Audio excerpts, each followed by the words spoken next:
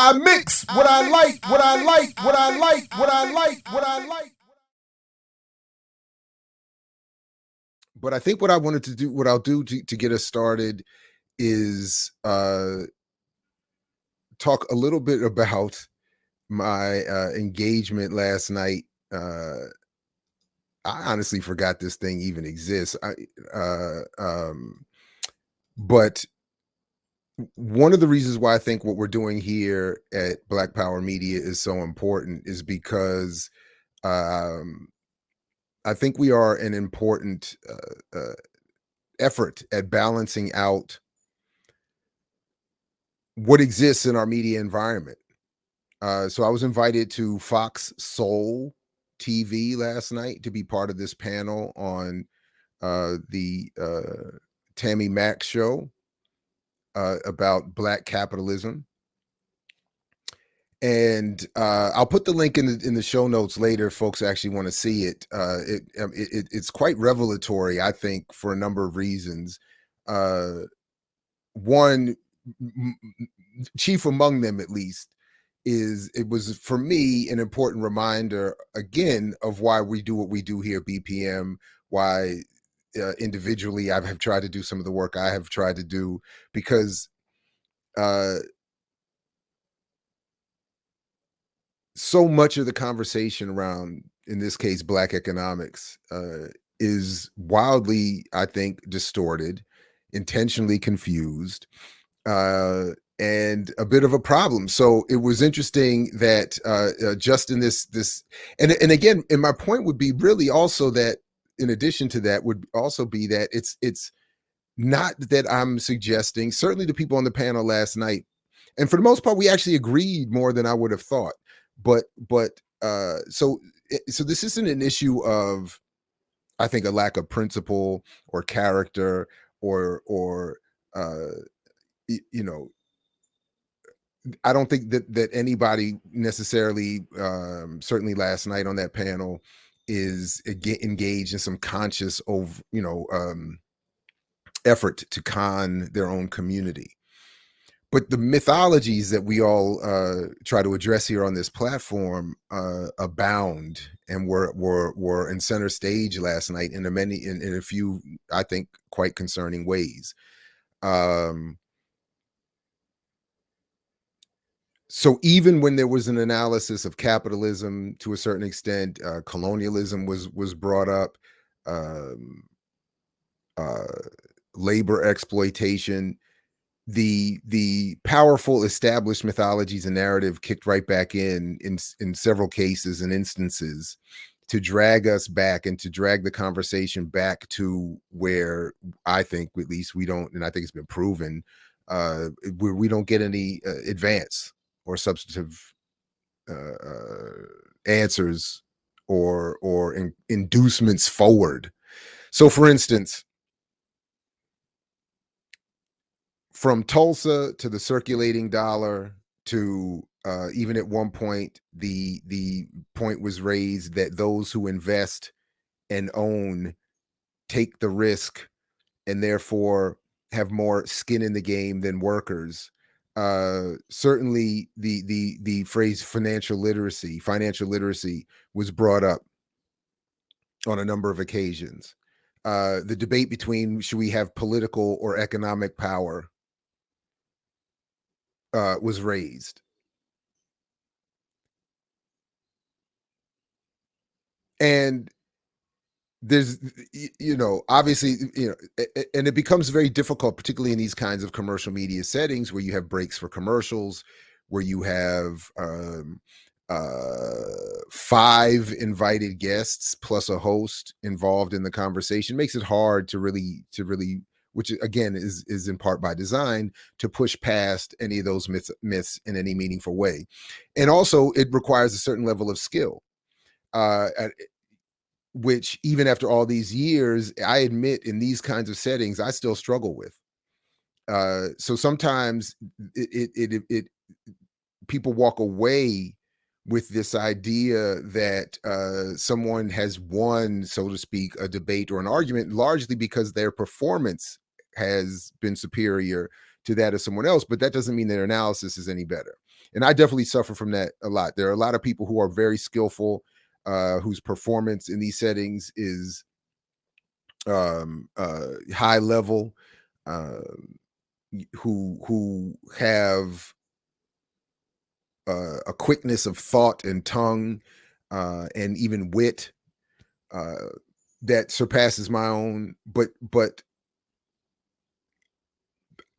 obviously, from my, uh, I'm suggesting that that doesn't bias and on the table. Obviously, my own from my own argument is that is all that it really is. It's a skilled performance. So I'm not suggesting any of that really took place last night. I'm just sort of uh, uh, um, some of it,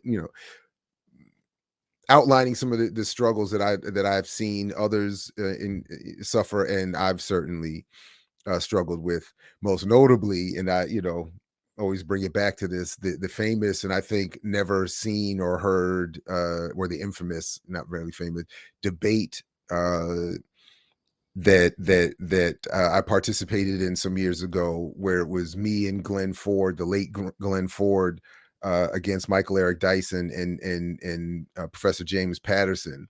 Uh, um, and I find it interesting that both Patterson and, it's Patterson, right? Or was it Peterson? Maybe it was Peterson. But both he and Dyson, by the way, have gotten away with relatively quiet, um, removals and new appointments as a result of allegations of sexual misconduct. So for some reason, Dyson in particular, with all of his fame, has seemed to elide so much of what has been said about his time at Georgetown, and was it Vanderbilt? What was the other one he was at that led to his wherever he is now? And hopefully we can come back to that at some point. But I do find it funny. When I think back on that moment, that Glenn and I were obviously right. I think we were outperformed in that moment, is the point I'm getting at.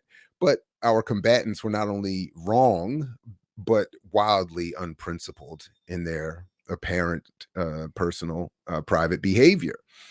As numbers of women came out with allegations that led to it was Peterson, right? His removal from what was that, the university in Pennsylvania? Anyway, and then Dyson's, I think, two times been moved now. But anyway, but my point is that I have always struggled with that skill. And shout out to the late Damu Smith. When I joined his Black Voices for Peace so many years ago, I remember he tried to give us training on this, where he tried to prepare people to be activist, organizer, spokespeople who would engage in media, and there would be sessions we had in trying to distill the Black Voices for Peace line into 60-second, 30-second, 5-second sound bites, and I've never done well with that.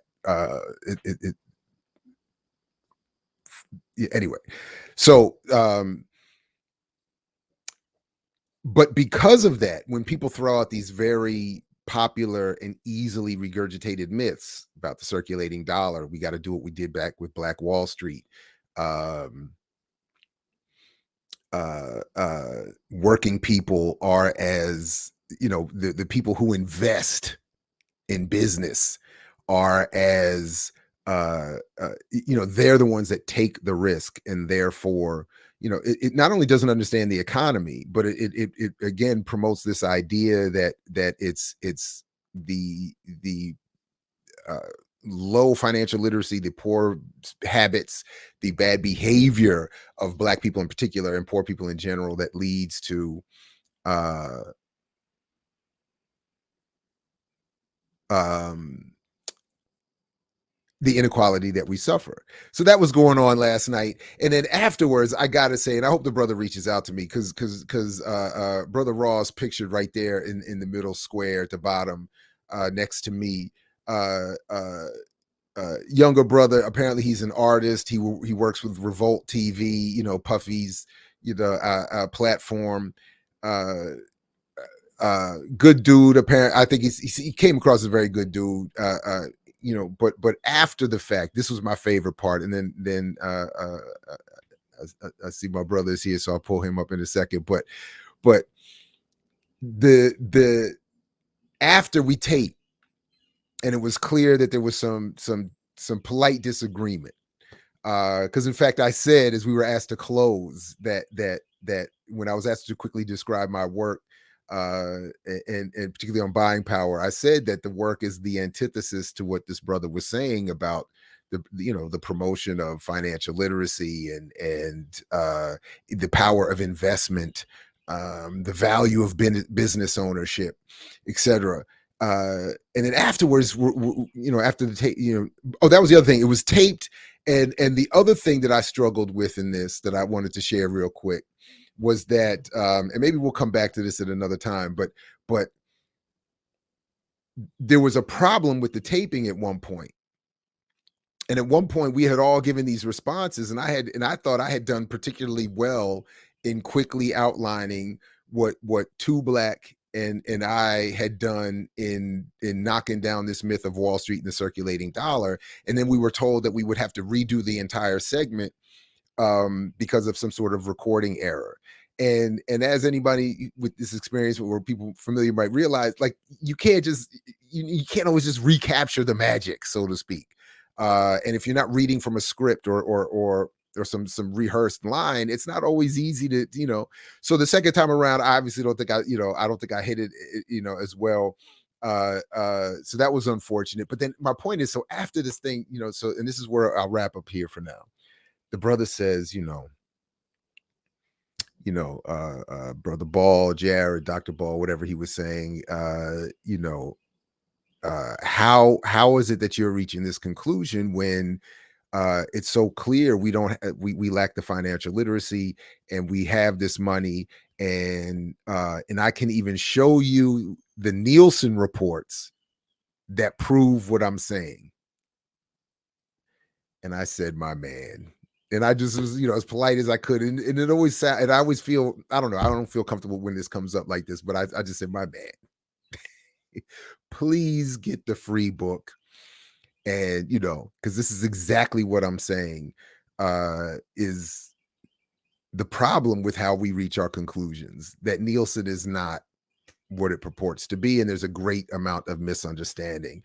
So hopefully he follows up, and we can build going forward, because I mean, it was just so perfectly like the slow pitched, fastball down the middle. I mix what I like, what I like, what I like, what I like, what I like.